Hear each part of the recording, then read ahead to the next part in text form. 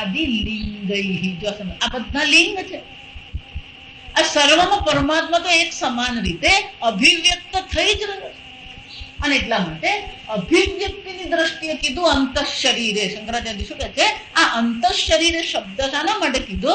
કે આ પ્રકારે એ પરમાત્મા અભિવ્યક્ત થઈ જ રહ્યો છે, કોઈ એને ઢાંકી શકે એમ છે જ નહીં. જો વિચારી, એટલા માટે શંકરાચાર્ય જગ્યાએ સરસ કહે છે. કઠોપનિષદમાં યમરાજા પણ કહે એશ સર્વેષુ ભૂતેષુ. આ પરમાત્મા કેવો છે?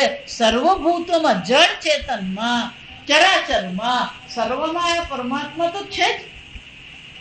મયા તતમિદમ સર્વમ જગદવ્યક્ત મૂર્તિના. આ સંપૂર્ણ જગતમાં હું તો વ્યાપ્ત જ છું. જો વિચાર, હું તો ઉપલબ્ધ થાવ જ છું. એશ સર્વેષુ ભૂતેષુ. પણ મુશ્કેલી શું છે? ગૂઢાત્મા ન પ્રકાશતે. પણ એ પ્રકાશિત થતો નથી. કેમ નથી થતો? કારણ કે મન શું છે? વિષયમાં અટવાઈ ગયું. વિચારના વિષયમાં આપણું મન અટકી ગયું. એટલે વિચારનું જે અધિષ્ઠાન છે, ચૈતન્ય છે, એના પર આપણી દ્રષ્ટિ જતી નથી. હું બોલી રહી છું, જો સમજો. હા, આના પછી હવે કેનો ઉપનિષદ જ આવવાનું. કેનો ઉપનિષદમાં એ જ છે. વાચો વાચમ. વાણીનો પણ વાણી એ જ છે. આ વાણી હું બોલું છું એ કોને પ્રગટ કરે છે? એ ચૈતન્યને પ્રગટ કરે જ છે. બોલવું જ પુરવાર કરે કે ચૈતન્ય સ્વરૂપ આત્મા તમે છો. દર્શન ક્રિયા કરવું જ પુરવાર કરે તમે ચૈતન્ય સ્વરૂપ આત્મા છો. એટલે શંકરાચાર્ય કહે છે દર્શન, શ્રવણ, મનન, વિજ્ઞાનાદિ લિંગૈ અંતઃશરીરે. અંતઃશરીરે, આ શરીરમાં અંદર શું થઈ રહ્યું છે? અભિવ્યક્ત થઈ રહ્યો છે. પણ કેવો અભિવ્યક્ત થઈ રહ્યો છે? પરિચ્છિન્ન ઈવ. જાણે કે આ શરીરમાં પરિચ્છિન્ન થઈ ગયું હોય એવી રીતે અભિવ્યક્ત થઈ રહ્યો છે. ઉપલભ્યતે, ઉપલબ્ધ થઈ જ રહ્યો છે. પુરુષ ઉપલભ્યતે ચ અતઃ ઉચ્યતે. આ પુરુષ આ પ્રકારથી ઉપલબ્ધ થતો હોવાથી અંતઃશરીરે સૌમ્ય સપુરુષ ઇતિ. પણ એક વસ્તુ છે, શંકરાચાર્યજી વળી પાછું આપણને કહે છે આ અંતઃશરીરે કીધું એટલે પછી કઈ રીતે છે? ન પુનઃ, ફરીથી આ ભૂલ બીજી કરવાની નહીં. પુનઃ એટલે શું છે? ફરીથી આ બીજી ભૂલ કરવાની. શું કરવાની નહીં? આકાશ કારણ સન. આ પુરુષ તો આકાશનું પણ કારણ છે. ગઈકાલે જોયું એમ. પુનઃ કેમ શંકરાચાર્યજી કહે છે? કારણ કે આગળ શંકરાચાર્યજી દ્રષ્ટાંત આપી જ ગયા. ઘડામાં આકાશ નથી, આકાશમાં ઘડો છે. શરીરમાં આત્મા નથી, આત્મામાં શરીર છે. વિચારમાં ચૈતન્ય નથી, ચૈતન્યમાં વિચાર ઉઠે છે, રહે છે અને શાંત થઈ જાય. સમજો, દરેક વૃત્તિમાં બોધમ, બોધમ, પ્રતિબોધમ, વિદિતમ. વિદિતમ એટલે જણાઈ રહ્યું. દરેક વૃત્તિમાં ચૈતન્ય તો શું છે? જણાઈ જ રહ્યું છે. એટલે શંકરાચાર્ય કહે છે ન પુનઃ. ન પુનઃ એટલે શું છે? ફરીથી આ ભૂલ નહીં કરવાની. કઈ ભૂલ નહીં કરવાની? કુંડ બદરીવત શરીર પરિચ્છિન્ન ઇતિ. કુંડ બદરીવત. કુંડ એટલે પેલો દડિયો, બદરી એટલે બોર. દડિયામાં બોર છે એવી રીતે શરીરમાં આત્મા નથી, અથવા ઘડામાં આકાશ છે એવી રીતે પરિચ્છિન્ન નથી. ન પરિચ્છિન્ન ઇતિ. કેમ? આકાશ કારણ સન. આકાશનું પણ એક કારણ હોવાથી, સન એટલે હોવાથી, આકાશનું પણ કારણ હોવાથી એ બોર, દડિયાના બોરની જેમ પરિચ્છિન્ન આત્મા નથી. અંતઃશરીરે કઈ ને એટલે પરિચ્છિન્નતા. શંકરાચાર્ય કહે છે એ પરિચ્છિન્નતા પકડવાની નહીં. એ પરિચ્છિન્નતા જાણે કે પરિચ્છિન્ન દેખાઈ રહ્યું છે, સ્વરૂપથી એ પરિચ્છિન્ન નથી. ઇતિ મનસા અપી ઈચ્છતિ વક્તુમ મૂઢોપી. અહીં શંકરાચાર્ય બહુ સરસ કહે છે. જો ખરેખર, હવે જો આ સમજ, શંકરાચાર્યજી બે વસ્તુ કરે. પહેલા તો મંત્ર સમજાવે. મંત્ર સમજાવ્યા પછી એમણે જે અર્થ કર્યો હોય એ અર્થને ફરીથી સમજાવે. કે આવો અર્થ મેં કેમ કર્યો. જા સમજ. શંકરાચાર્યજીએ મંત્રમાં શું ઉમેર્યું? પરિચ્છિન્ન ઈવ. શ્રુતિ માતા તો કહેતી નથી, શ્રુતિ માતા તેમ જ કીધું અંત શરીરે, આ શરીરમાં છે. પણ શંકરાચાર્યજીએ શું કીધું? પરિચ્છિન્ન ઈવ. જાણે કે પરિચ્છિન્ન છે એવું કીધું. તો કે તમે જાણે કે શું કામ કીધું? પરિચ્છિન્ન છે એવું કહો તો ચાલે. જા સમજ. શ્રુતિનો સીધો અર્થ કરવા જાય તો પરિચ્છિન્નતા આવે. આ સમજ. એટલે શંકરાચાર્યજી કહે છે કે મેં જે અપરિચ્છિન્ન ઈવ જે લખ્યું એ શાના માટે લખ્યું? એટલે આગળ સમજાવતા કહે છે ઇતિ મનસા અપી ઈચ્છતિ વક્તુમ મૂઢોપી. જો સરસ કહે છે. મૂઢ મૂર્ખ. મૂઢ એટલે મૂર્ખ, અવિવેકી. ખરેખર શું કહેવાય? અવિવેકી. શંકરાચાર્યજી કહે છે મૂઢોપી વક્તુમ ઈચ્છતિ. આત્મા શરીરમાં છે એવું તો મૂર્ખ પણ કહી શકે. ત્યાં સમજ. તું ક્યાં છે તો હું શરીરમાં છું કહી શકે કે નહીં? મૂર્ખ નહીં ખબર છે કે હું શરીરમાં છું. કોઈને એવું કહેવાની જરૂર છે કે તું શરીરમાં છે?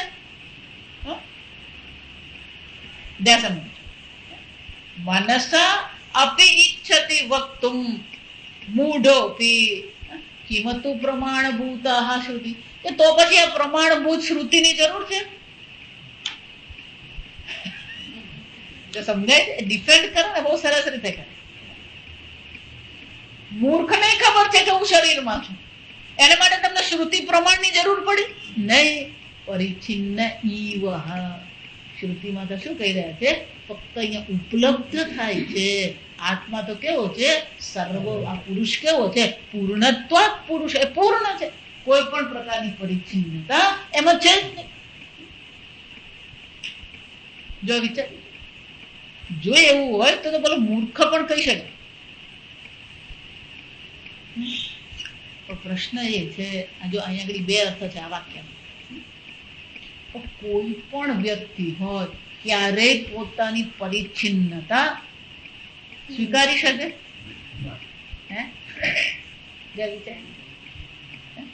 મૂર્ખઈ મંદથી, ભલે મૂર્ખ છે, ભલે અવિવેકી છે, પણ એ પણ એવું ઈચ્છે છે કે હું પરિચ્છિન્ન છું. એ પણ શું ઈચ્છે છે? કોઈ પણ મનુષ્ય હોય છેવટે એને જેની ઈચ્છા છે તો પૂર્ણતાની જ ઈચ્છા. એટલે શંકરાચાર્યજી કે મનથી મૂર્ખ એવું ઈચ્છતો નથી કે હું પરિચ્છિન્ન હોઉં. તો પછી શ્રુતિ માતા તો તમને પરિચ્છિન્ન ક્યાંથી બતાવવાનું? કે હું તો પ્રમાણભૂત શ્રુતિ. તો શ્રુતિ માતા તો તમને પરિચ્છિન્ન કેવી રીતે બતાવે? એટલે અંત શરીરે જે કીધું માત્ર ને માત્ર ઉપલબ્ધિની દ્રષ્ટિએ શ્રુતિ માતા કે છે, પરિચ્છિન્નતાની દ્રષ્ટિએ એ કહેતી જ નથી. મૂર્ખ ઈચ્છતો નથી. મનસા અપી ન ઈચ્છતિ. મૂર્ખે મનથી એવું ઈચ્છતો નથી કે હું અપૂર્ણ હોઉં, મારામાં કઈ ખોટ હોય. જો વિચાર. અને શંકરાચાર્યજી કહે છે તો પ્રમાણભૂત જે શ્રુતિ છે એ તો પછી આ કેવી રીતે તમારી પરિચ્છિન્નતા પ્રગટ કરી શકે? કારણ કે તમે પરિચ્છિન્ન છો જ.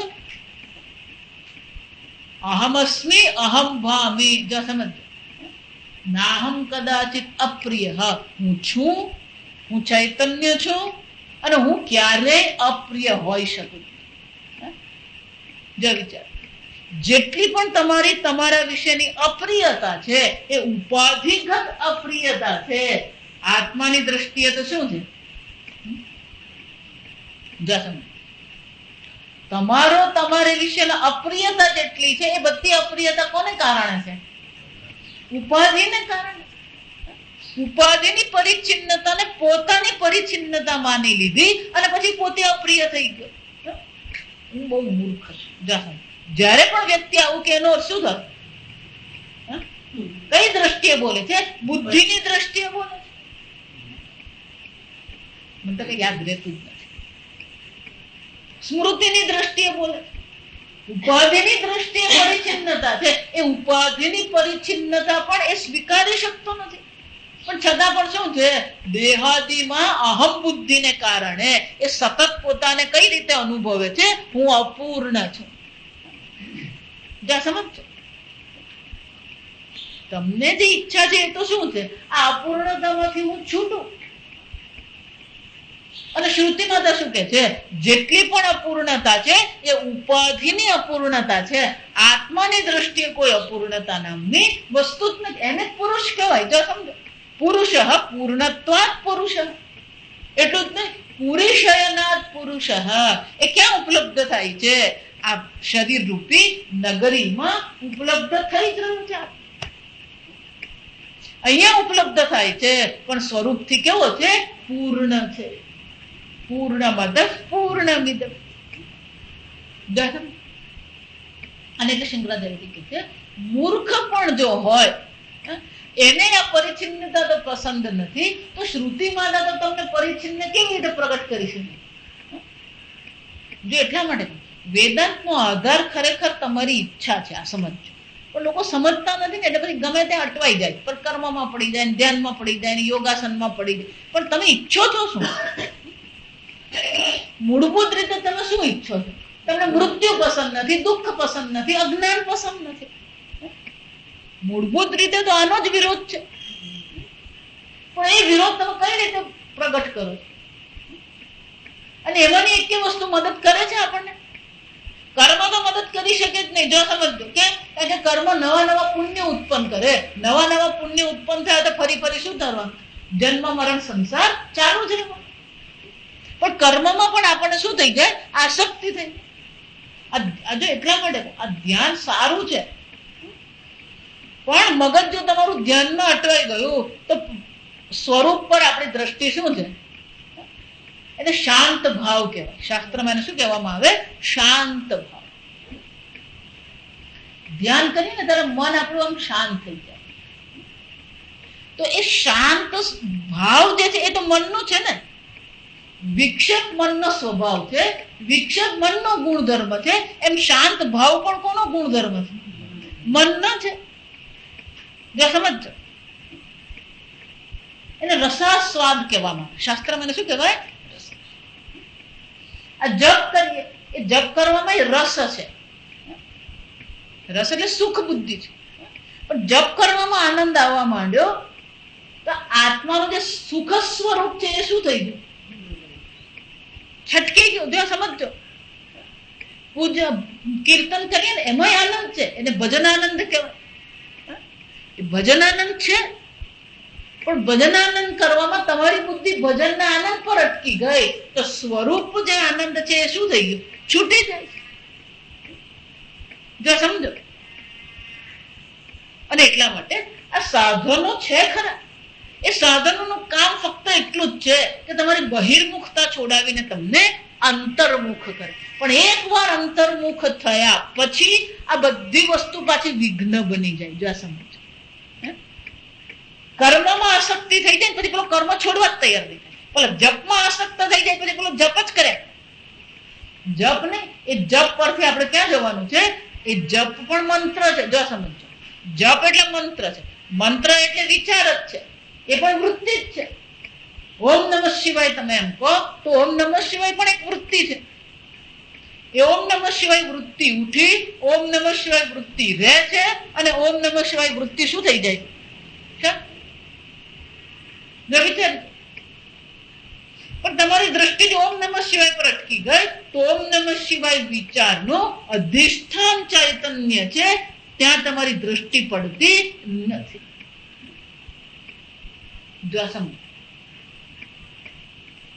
અઘરું છે. એટલે શંકરાચાર્યજી આજે લાંબુ જે કર્યું ને ભાષ્ય, કેમ આટલું લાંબુ ભાષ્ય કરવું પડ્યું? કારણ કે આ બધાથી આપણી બુદ્ધિ હટી અને જે ચૈતન્ય અધિષ્ઠાન ચૈતન્ય જે પુરુષ છે ત્યાં આપણી દ્રષ્ટિ પડવી જોઈએ. આ બધું છે જો અભ્યાસનો આનંદ હોય.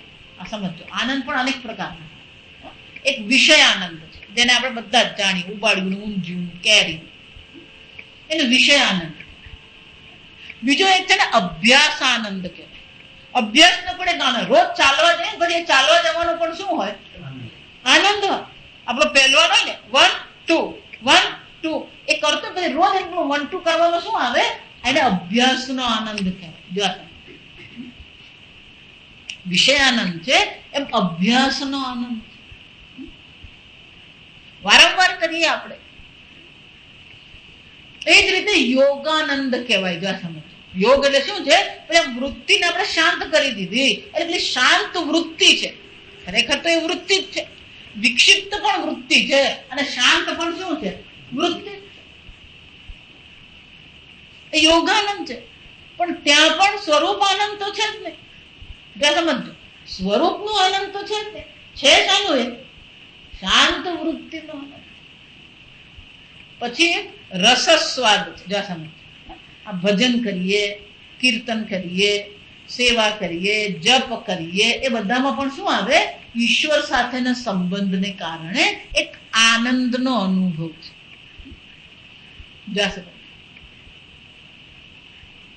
ભજન આનંદ કહેવાય. એને શું કહેવાય? ભજન. નવસારીમાં એક ભાઈ છે, એ શીઘ્ર કવિ છે. જો સમજો, ધારો કે તમે પૂજા કરવા બેઠા હોય તો ધારો કે ભગવાને આપણે આવાહન કર્યું, તે આવાહનનું તમને તરત જ ભજન બનાવીને ગાઈ દે. એને રાગે નહીં બેસાડવો પડે, છંદે બેસાડવો નહીં પડે, એ ગાય. પણ એમની બુદ્ધિ ક્યાં અટકી પડી? તત્વજ્ઞાનની દ્રષ્ટિએ જોઈએ.